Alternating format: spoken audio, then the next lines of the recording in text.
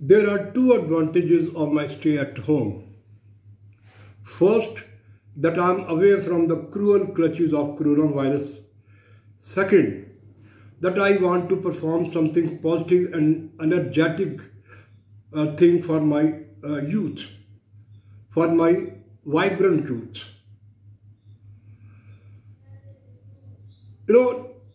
Corona is decreasing nowadays, but even then we must be very vigilant about corona. So there are two things, that of my stay at home. First, I'm away from the cruel clutches of coronavirus. Second, I want to perform something positive and constructive job for my energetic youth. So today I have presented before you an essay which will definitely prove very beneficial for your future prospect, CSS exam and rest of the other. So my essay is, do we have any spark of enlightenment of our forefather legacy with reference to IMF and World Bank? Now before I start out of this essay, I would like to go back the past history of the world.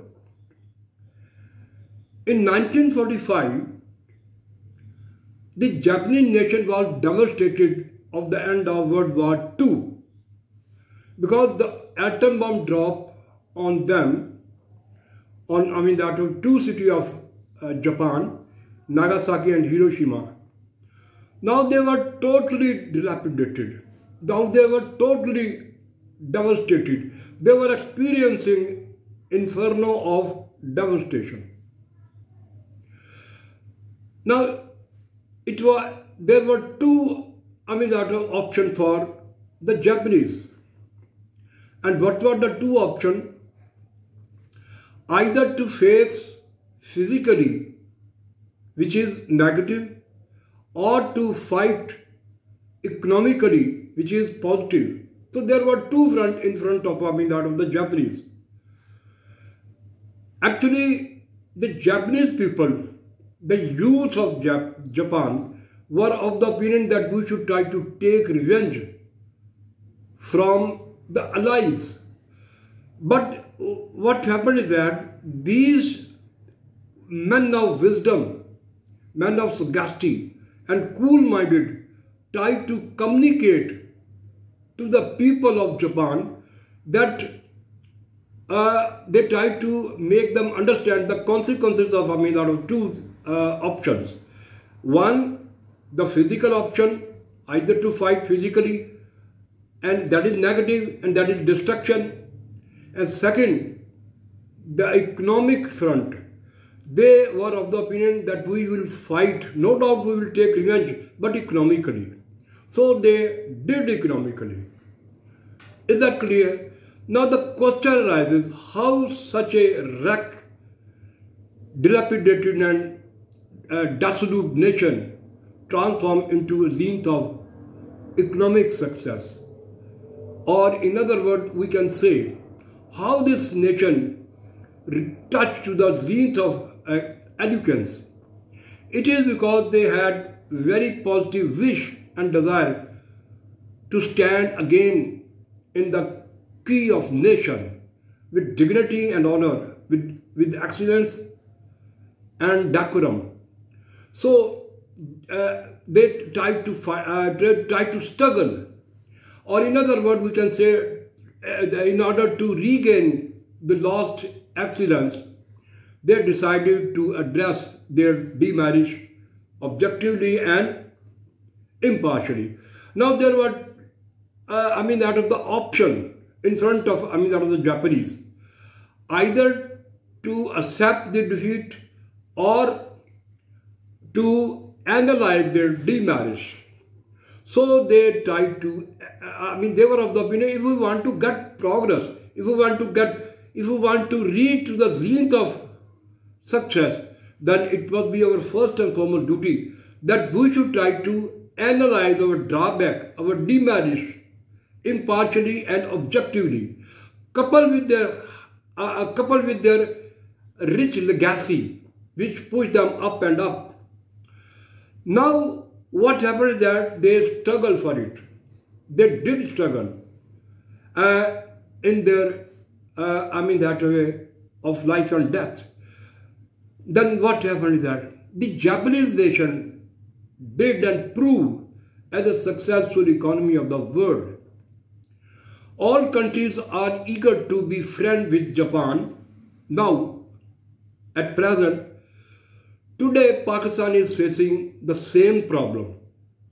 Pakistan is facing the same problem. What kind of the same problem is that we are trying to be parasite of other. We are trying to be depending other. In other word, I am of the opinion that we are very much in the grip of IMF and World Bank. So we get loan. Now what happened is that these people, these donor countries will definitely work for their own personal benefit, not for the benefit of the receiving country. It is quite clear that the very function of that of donor country is that they work for their own benefit, not benefit of that of Pakistan. It is because of the fact that the receiving country cannot have their choice, and in this way our economy going down and whatnot.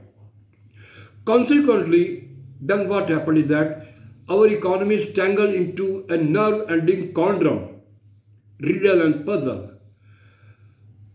So that was very, that are crucial things, because IMF and World Bank is trying to squeeze the blood of our economy. So either to leave IMF or to keep on continue. But experience has shown, the world experience has shown, those countries who are directly, indirectly parasite of IMF, they cannot dwell.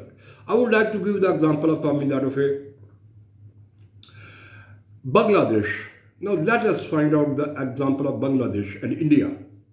You know, Bangladesh went to IMF for once only. After once they realized the dire consequences of their future economy. So they quit after going to IMF only once. They quit IMF and they started struggle, because they were of the opinion, if we try to become independent, then we will struggle, then we will get success. Now there is an example of India and China. This is one of the most important things. If we try to compare China's economy is better as compared to, rather I would like to say best, as compared to the Indian. Indian economy is not good as compared to Chinese economy. Now Chinese economy is one of the best economy of the world. Now why it is so? It is quite clear that from the very beginning, the Chinese people, the Chinese leader, Mao Zedong, their cherishing leader, he was of the opinion that we shouldn't try to become the parasite of other. We shouldn't become the, dependent of other. So when the European industrialists came in China and tried to introduce their economy, tried to introduce their commodities, Chinese leader Mao Zedong refused to accept, because he was of the opinion that in this way they tried to become the part of others. They will try to follow the policies of other, and if they try to follow the policies of other, then they don't have any choice. So from the very beginning, the leader, that is Mao Zedong, tried his level best that the Japanese people will not try to tie with that of the IMF or World Bank and things like that. So he, in his speech, tried to inculcate in the mind of Chinese people, in the mind of all Chinese people try to infuse and instill into the mind of all that of a Chinese people, that they shouldn't try to become parasite of others, that they shouldn't try to become the independence of others. So from the very beginning, he inculcated in their mind to be, that of a independent. So that independence, now their economy reached to the zenith of success. It is because of the fact that they don't try to become the parasite of others.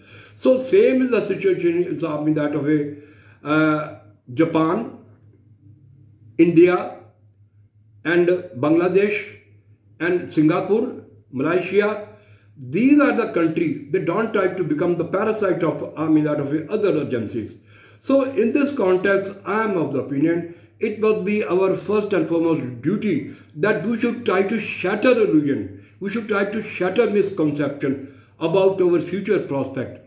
We should realize our responsibilities and open our eyes like a eye opener. We should try to analyze.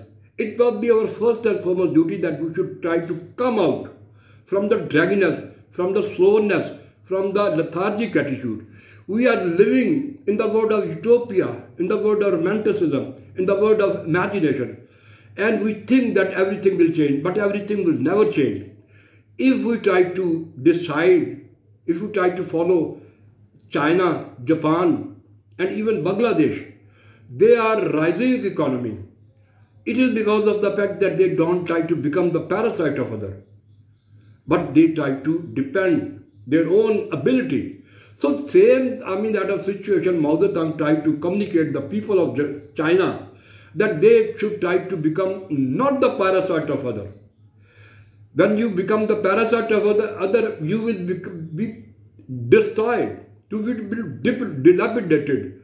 So he was of the opinion that don't try to become the parasite of others. So same is the situation, those countries who never try to depend upon the other. For instance, again, I would like to give the example of China, Japan, Singapore, Malaysia. These are the countries who never try to depend on others, and they rise like a successful economy of the world. Now, if we desire to change our fate and get rid from the quagmire of IMF and World Bank, we should try to address our demerits, our defects, because we are the nation.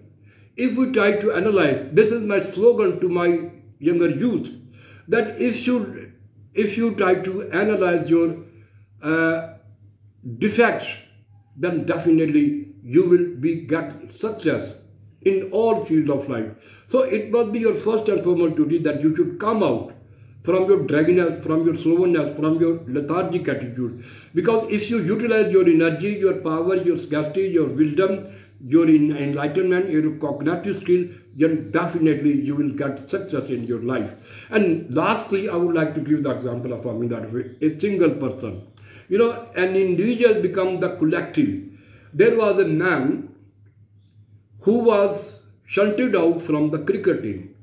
When he was shunted out from the cricket team, he realized that it was not possible, it was not easy to re-enter into the team. So what then he tried to do this thing? He struggled, he worked very hard and tried to address his demerits and defects, and then again he tried to enter into the cricket team, and he got entered into the cricket team. Not only he got admission in cricket, but also after a 20 years effort, he became the Prime Minister of Pakistan and things like that. So it must be our first and foremost duty that we shouldn't try to become the parasite of others. We shouldn't try to become the dependence of others. It must be our first and foremost duty that we should try to open our eyes.